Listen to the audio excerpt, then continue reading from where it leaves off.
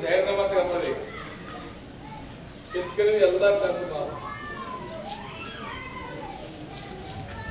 उद्योगपती कर्ज माफ ಮಾಡಿದ್ರು 16.5 लाख कोटी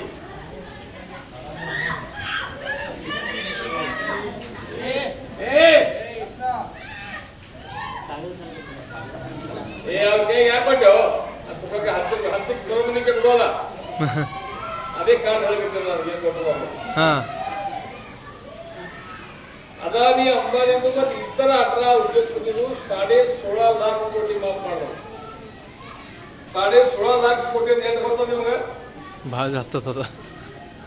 ಈ ದೇಶದಲ್ಲಿ ಎಷ್ಟು ನಮ್ಮ ಶೇತಕರಿ ಮಂದಿ ಅದಲ್ಲ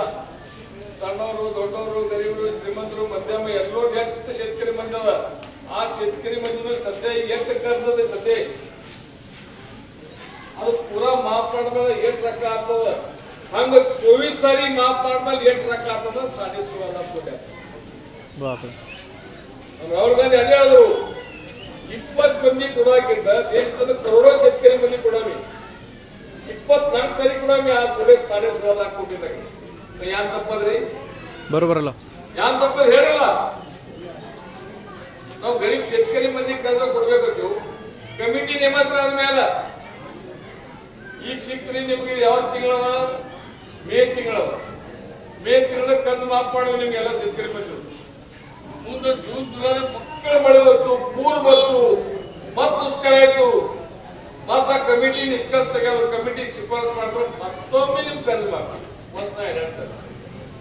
ಇದು ಕಾಂಗ್ರೆಸ್ ಧೋರಣ ಹೆಣ್ಮಕ್ಕಳಿಗೆ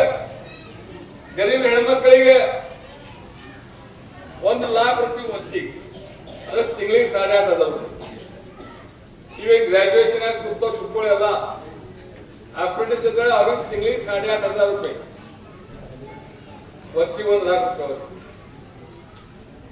ಮತ್ತೆ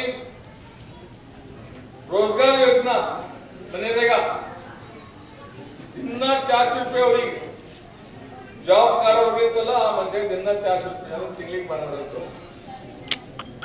ಮತ್ತೆ ಈ ನಮ್ಮ ದೇಶದಲ್ಲಿ ಏನು ಎಲ್ಲ ಜಾತಿಯ ಸಂಖ್ಯೆ ಅದ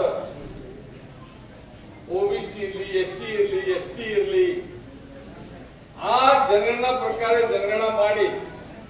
ಯಾರು ಎಷ್ಟು ಸಂಖ್ಯೆ ಅದ ಅಷ್ಟು ಬಜೆಟ್ದಾಗ ಅವ್ರಿಗೆ ನಿಧಿ ಕೊಡೋದು ತಪ್ಪು ಈಗ 10 ಮಂದಿ 10 crore ಸಿಗ್ತದ 1000 ಮಂದಿ 1 crore ಸಿಗಲ್ಲ ಹಂಗ್ ಪಡೆ ಇದು ಸಮಾನ ಮಟ್ಟ ಮಾಡೋದ್ರಾಗ ಇದು ಕಾಂಗ್ರೆಸ್ 5 ಗ್ಯಾರಂಟಿ ಕೊಡ್ತದೆ ಅದು ನಿಮ್ಗೆ ಏನು ಗ್ಯಾರಂಟಿ ಕಾರ್ಡ್ ಅಲ್ಲಿ ಚೆಕ್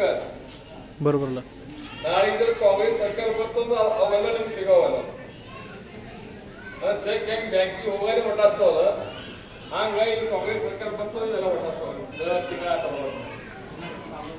कर्नाटक चालू अद तेलंगाणा चालू अद हिमाचल चालू अद कांग्रेस सरकार चालू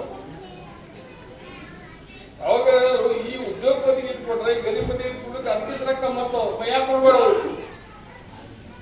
ಈ ದೇಶದ ರೊಕ್ಕ ಎಲ್ಲ ದೇಶವಾಸಿ ರೊಕ್ಕ ಯಾವ್ದಾರ ಅಪ್ಪನ ಗಂಡಿಲು ಇದು ಕಾಂಗ್ರೆಸ್ ಸರ್ಕಾರ ಕೊಡೋದ ನಮ್ಮೆಲ್ಲ ಯುವ ಕಾರ್ಯಕರ್ತ ಮಂದಿಗೆ ಅಂತ ಮನಿ ಹೋಗ್ತೀವೆಲ್ಲ ಹೇಳ್ತೀವಿ ಸರ್ ಇದು ನೀವು ಹೇಳ್ರಿ ಯುವಕ ಮಂದಿ ಒಬ್ಬರನ್ನು ಮತ್ತೆ ಹಾಕಲ್ಲ ಅವ್ರಿಗೆ